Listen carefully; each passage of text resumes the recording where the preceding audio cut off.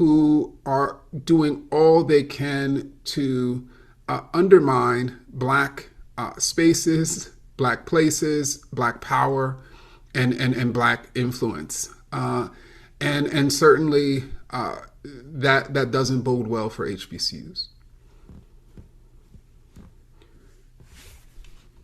Documentation of the way in which um, authoritarian sort of uh, practices, perspectives, mindset, ways of viewing the world has continues to permeate um, um, the globe. I think was extremely compelling, and really, I returned to it again and again. And so, how did you decide to organize it that way, to have these 10 links and then the many chapters with specific examples of these leaders from across the globe? I found that really, really engaging and compelling. What made you decide to format the book that way? So I indeed. So the book is organized into 10 sections, Hmm. and each section is set in a different country, Hmm. Hmm. and set around a major political figure who has used great replacement theory in that particular country to claim or maintain power and to erode democracy.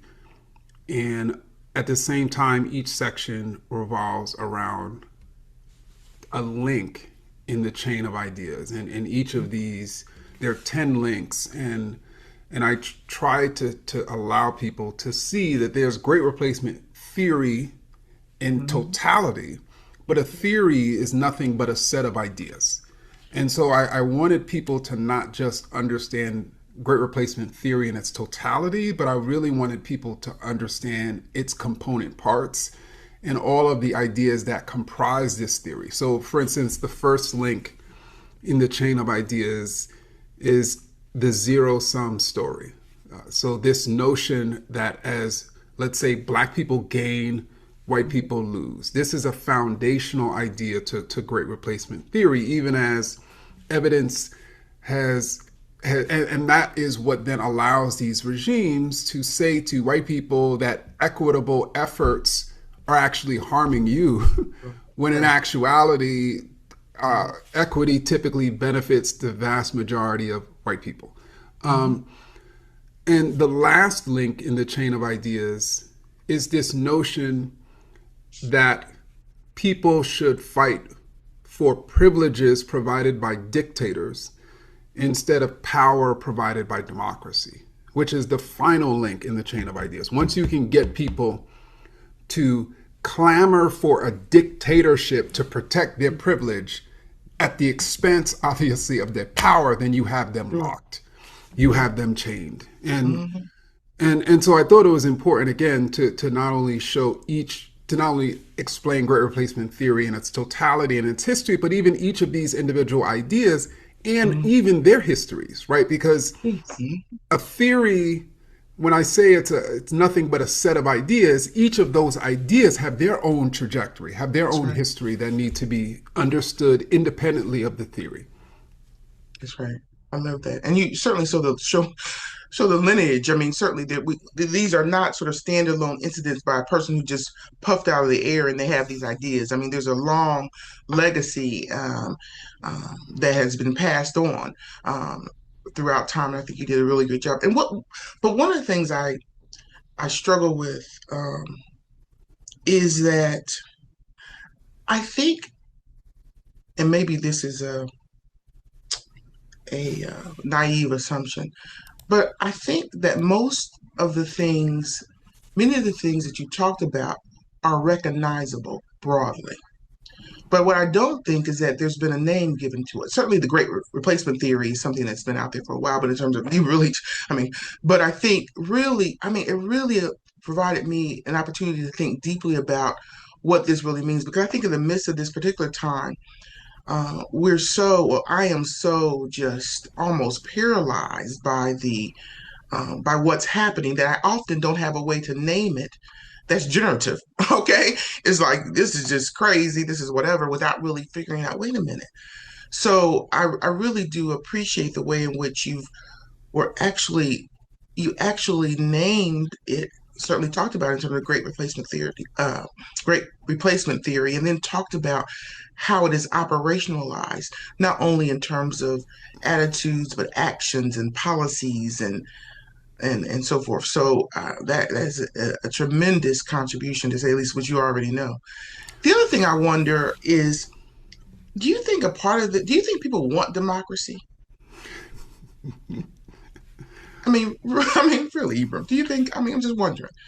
Well, what's interesting is I think that, at least based on the research I did for Chain of Ideas, a critical masses of people, particularly younger people Mm-hmm. around the world, would prefer a dictatorship over a democracy. And but I don't think that has that line of thinking has emerged by happenstance. And so these authoritarians have done every which way to undermine the credibility of democracy and the credibility of government, which people see as one and the same. And I think that, to give an example, I mentioned the that shooter who engaged in the mass shooting of African Americans in Mm-hmm. Buffalo. If I remember correctly, his manifesto, he described democracy as mob rule. There you Right. And so that gives you a sense of, this was an 18-year-old go. young white male who imagined that giving the totality of people the ability to determine the direction of society is literally handing over the keys to a mob. Mm-hmm. Uh, Mm-hmm. and and he imagined that that mob would be primarily black and brown, and that mob would ultimately harm him, Mm-hmm. which That's right.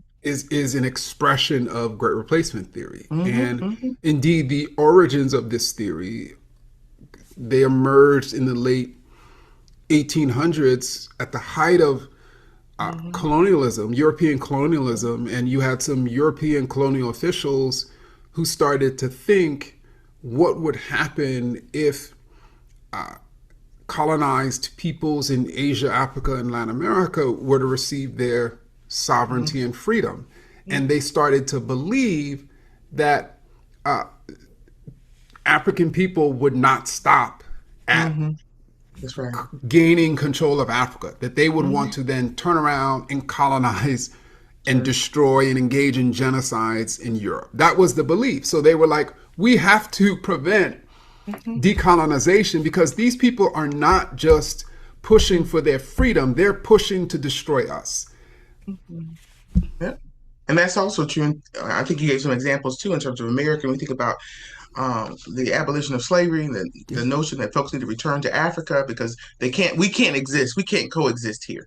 And so, and I wonder too if part of uh, th this notion that you discovered in terms of young people thinking that they want a dictatorship versus they're preferring a dictatorship versus democracy has to do with this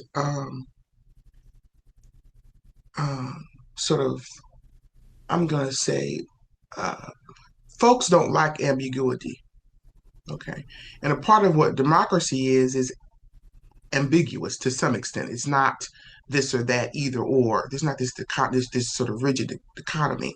And so I wonder, part of that is folks believing that this sort of clear right, wrong, this, that is progress, and that ambiguity is a sort of regress, or certainly leading to an unknown, and in that unknown they can paint it however they want. What do you think about that? Is there this issue of just wondering uncomfortableness with ambiguity that makes people sort of lean in toward what they describe or define as truth or black or white, or you know? So I certainly could see how that would be a factor, Mhm. particularly because studies show that the people who are less likely to desire a democracy are Mm-hmm. also people who tend to have extremely high levels of distrust for Mm-hmm. uh, public figures. And I should not public figures for politicians or and and and what I mean and the reason why I see that relationship is because like when you have a dictator, it's pretty clear what this dictator is about and what this dictator is going to do. When Mm-hmm. you elect someone, Mm-hmm. who knows like what they're likely going to do? They can go in a number of different directions, uh, or you could elect them on the basis of certain things you like about them. At the same time, there are other things in terms of their policy portfolio that you don't. Um, Mm-hmm. and so being able to hold that ambiguity, being able to build bridges and organize with people who uh, have similar values in certain areas and oppose you in other areas, for some people is very, very difficult. Mm-hmm. They Mm-hmm. can Mm-hmm. really only organize with people who pretty much share their ideology, which Mm-hmm. um, and actually, in the US context, that actually lends itself more to these uh, to European states that have a number of political parties, in which you have more opportunity to be in a Mm-hmm. party Mm-hmm. that suits your ideological needs. While in the U.S., there's only two major parties, and so I could see because a large number of Americans just are not engaged politically. Um, and part of that is because of the ambiguity, is because of the trust, and certainly people make it hard for them to be engaged politically. Mm-hmm. Mm-hmm. Yeah. Yeah. Absolutely. Well, I'm going to stop myself from asking some other things or commenting some other because there's so much here. I mean, we just have to. There's another question that will lead me down a path that I want to talk about this. I have another question, which is it. You are the Carter G. Woodson chair, which I love Carter G. I love Carter G. Woodson, his work. He's certainly a historian, just like you, documenting. So when you think about how the work that you're doing right now in terms of documenting um, these ideas, whether we're talking about race replacement theory, racism, um, um, all these kinds of things. How do you, when you think about Carter G. Woodson's work and your work in terms of how it shaped or helped to document the experience of African Americans, certainly Carter G. Woodson was concerned about, but also to make sure that that was disseminated in a way that could certainly empower, but also disrupt or interrupt. Have you given any thought to that?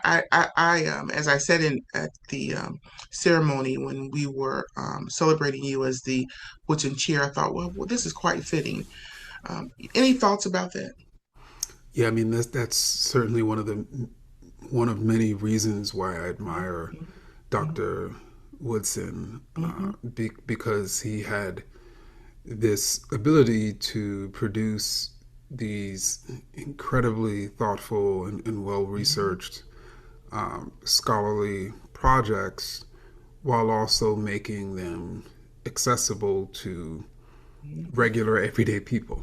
mhm, And if anything, he spent most of his time and most of his career mhm, engaging outside of academia with regular folks. mhm, mhm, And and so and I've always been inspired, by that. And it is certainly something that I've attempted to do in my career in terms of mhm, how I'm writing, how I'm sort of creating, who I'm spending most of my time mhm, with. I speak. The vast majority of my talks are outside of academia, mhm, with regular folks, and and so I've certainly been inspired by that, and I think that Woodson also had a certain level of respect for everyday people, so that even mhm, as they may not have PhDs, right, they certainly have a PhD in the Black experience, meaning they Absolutely. certainly have lived experience Mm-hmm. Mm-hmm. that could teach him. At the same time, he could teach them to Mm-hmm. have a more structural analysis of what they've personally, experienced, which then certainly allowed them to be even more of the change makers that they already were. I should also add that Dr. Woodson, as you know, he was an institution builder. He was. As you are, as and I just can't help to admire that. Right? It's Absolutely. one thing for us to spend our time Mm-hmm. trying to quote unquote build up our own quote unquote platform. That's It's right. another thing to lead an institute, to lead a center, to be a major part of a whole institution, Mm-hmm. uh, and for that institution or that center, or in the case of Woodson, his association or his journal, to truly, or his month, to be his Mm-hmm. legacy. Mm-hmm. Mm-hmm. Powerful, powerful. Would you like to talk a little bit about the Institute at Howard and your work? Sure. So yeah, the institute at Howard, we which we're hoping to formally launch, Mm-hmm. soon.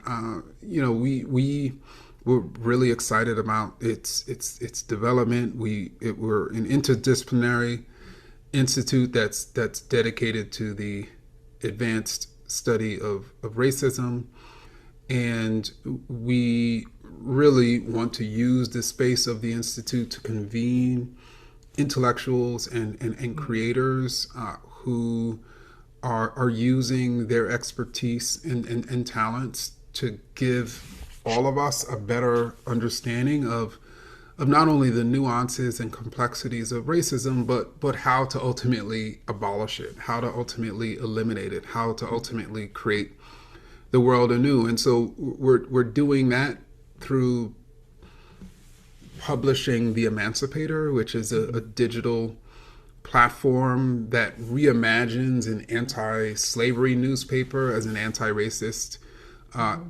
digital platform for a new day. We're of course going to be doing events. We're going to have a residential fellowship program where intellectuals and creators can come and work on a project, and we'll also do our own research. Absolutely. Well, I'm so excited about the Institute and so excited about the work that you'll be doing there. So it's really, really great for all of us and certainly for Howard University to say the least. I want to ask another question around HBCUs and this work. Because I think about this year's conference, HBCU's Center's conference. Its theme was democracy, power, and evidence. And we Mm-hmm. talked about the relationship between democracy and HBCUs and our role in sort of urging, right, or pushing particular ideas or notions that would enhance and enrich our democracy. And so, certainly, um, now at this critical moment, all of these questions or conversations and concerns about what a democracy, a United States democracy, really looks like, and what the institutional role of HBCUs might be in this whole endeavor. Um, what can we do at HBCUs as a collective, or maybe even as individual institutions, or maybe even as researchers at HBCUs? How can we help to inform and influence the conversation and ultimately, decisions about what kind of democracy we either aspire to be or we're going to work toward becoming? Well, I think that HBCUs, particularly Howard, Hmm. but even others have a central role to play. Hmm. Again, and the reason why I say again is because a century ago, many, particularly the sort of the private elite HBCUs like a Talladega, a Hmm. Howard, a Fisk, Hmm. a Claflin, University were home to these sort of all-star lineup That's right. of scholars who were at the forefront Mm-hmm. of not only studying Black life, but even studying the attacks on democracy. Absolutely. And many of these professors were centrally involved in strategizing for Mm-hmm. how to build or rebuild Mm-hmm. democracy, or they taught the students who ultimately moved to that forefront. I mean, we really, I don't know why, but it's easy for people to forget that the civil rights movement was largely powered by HBCU students. It's Mm-hmm. easy for us to forget that the intellectual weight of the civil rights movement largely came from HBCU faculty. Mm-hmm. Mm-hmm. And and so I think that we are uniquely positioned in Mm-hmm. this moment, as Mm-hmm. we always have been, Mm-hmm. to either save or rebuild American democracy.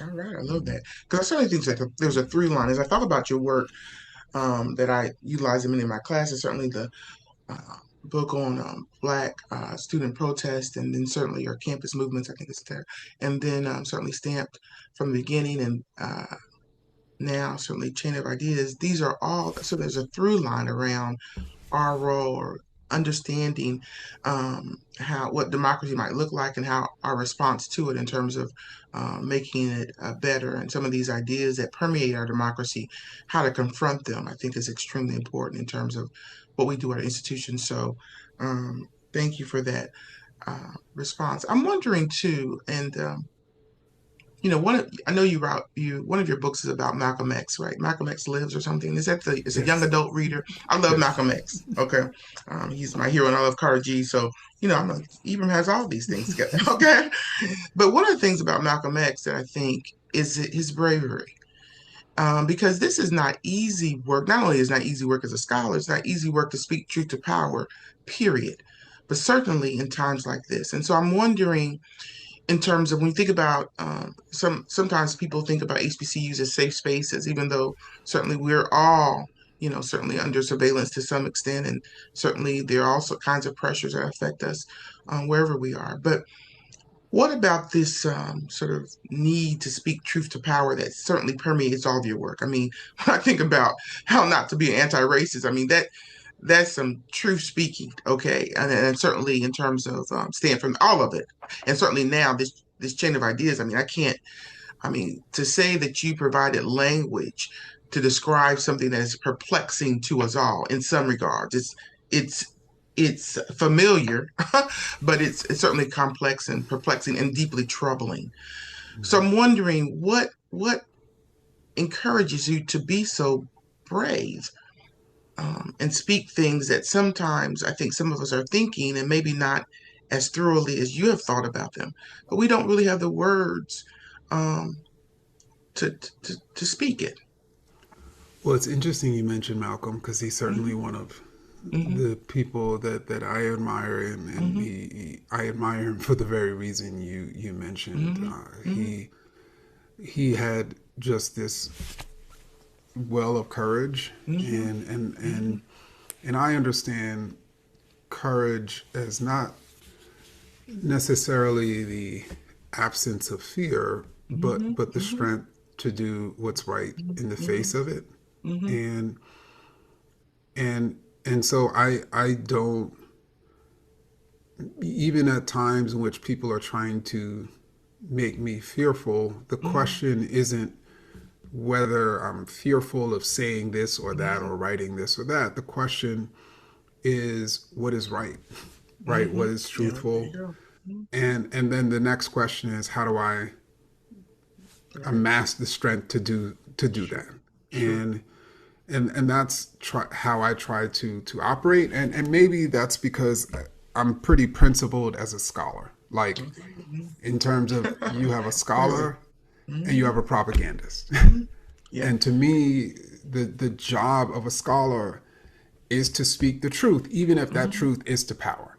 Hmm. While a Hmm. propagandist, if power is listening, they're going to Hmm. change the truth, which is to me means they're not a scholar, right? So That's right. I think that also helps, with me as well. Oh, I love that. That is so true. And I love there's a section where you talk about propaganda and the use of propaganda in these political, I thought was extremely powerful. And especially in this social media environment we're in. And two, I don't want to use it. I am reluctant to say lazy, but what I do think is that people are consumers of what's most available. And so they consume, consume, consume, and the kind of really criticality that's required, that takes some work, right? Self work, personal work, it takes all kinds of work. And I think sometimes we've been made to believe that it's not necessary to do, or even in many ways frowned upon. I want to have sort of a, I don't know if this is a final question, but I want to think about what's to come. I mean, one of the things that sometimes in this, and I don't think I'm unique in this regard, there's sort of a sense of, if not hopelessness, certainly dread. Okay. And I think one of the things that you do with this book is you provide at least uh, not really examples, but really you talk about a way forward.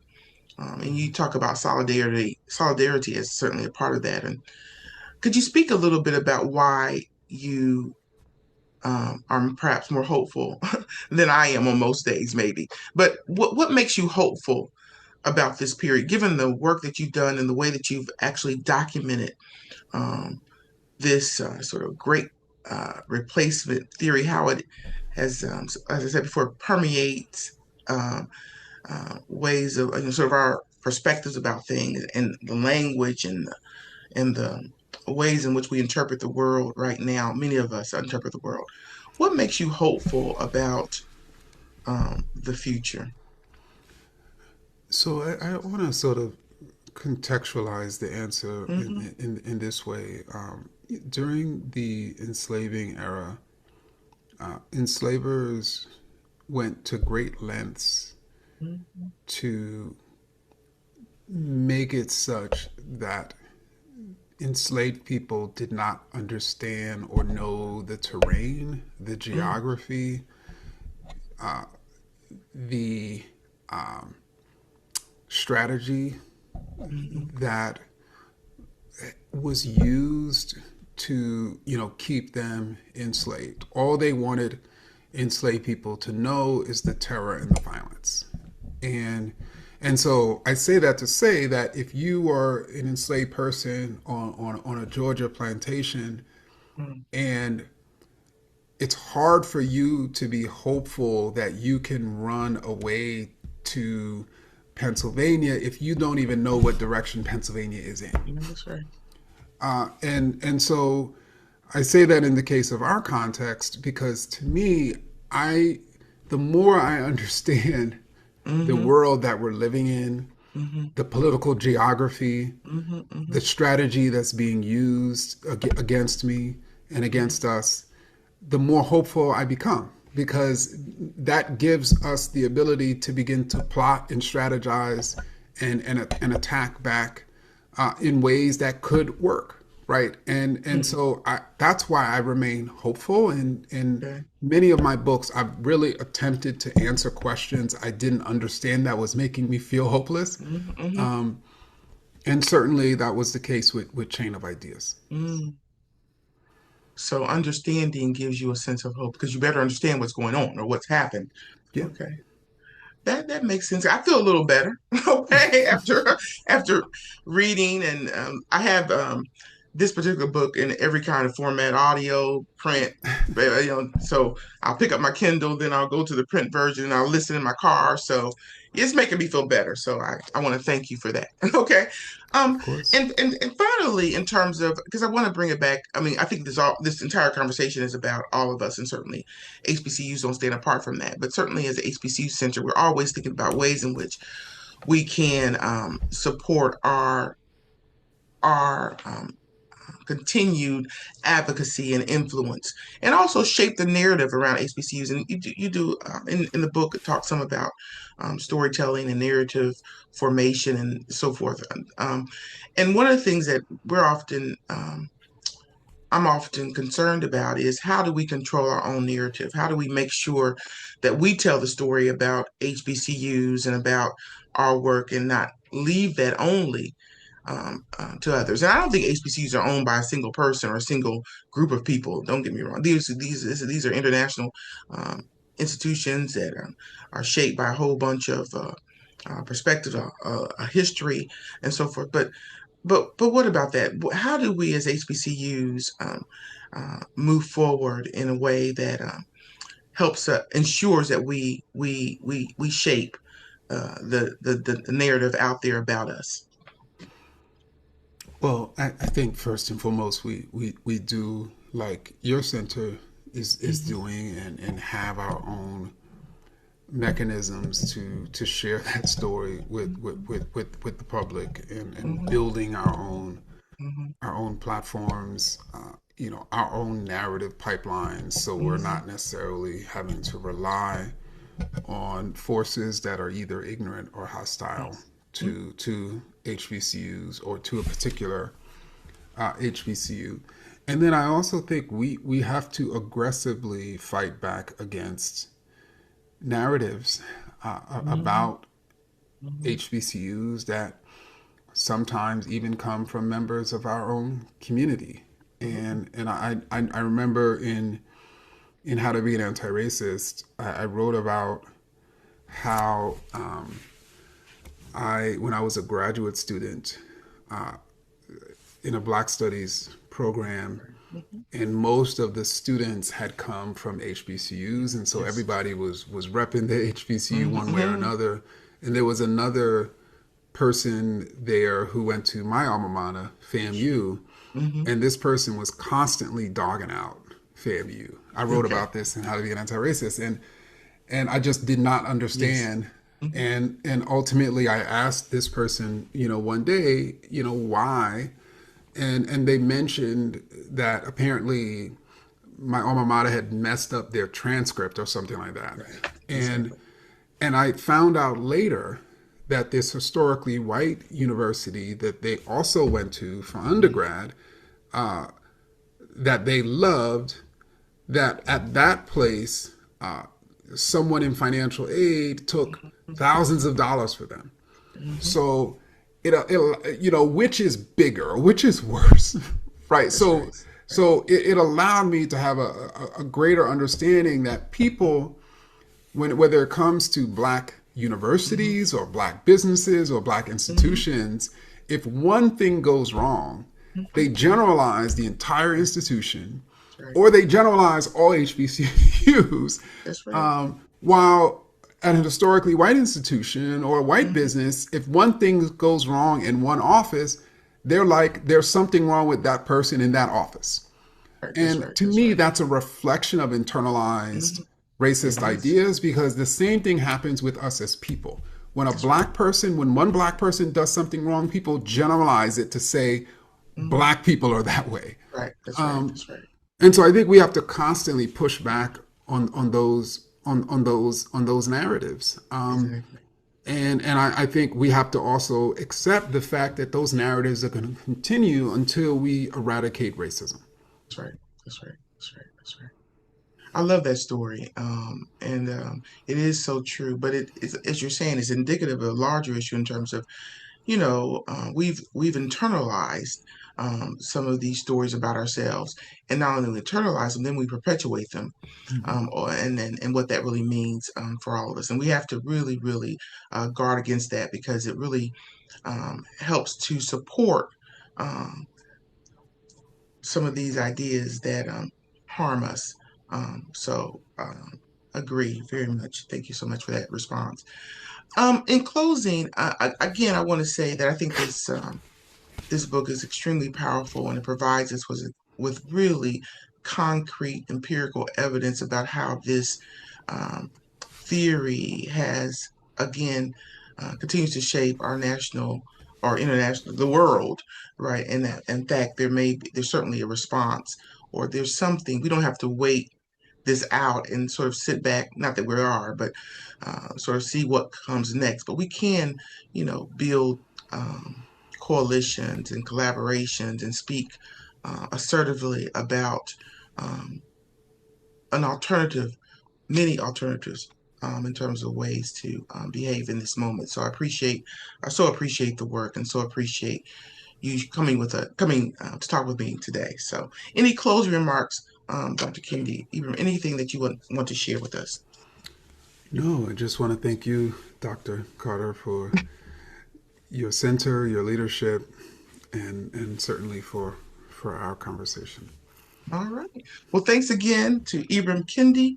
Um, and we encourage you to certainly pick up the book, we get the title right, Chain of Ideas, The Origins of Our Authoritarian Age. It's a great, great read. I think that we will continue to sort of refer to and look to in these times and beyond. So again, thanks for joining Turning Pages. And please check us out on YouTube, or read our newsletter, subscribe to our series, and look forward to seeing you soon. Have a great afternoon.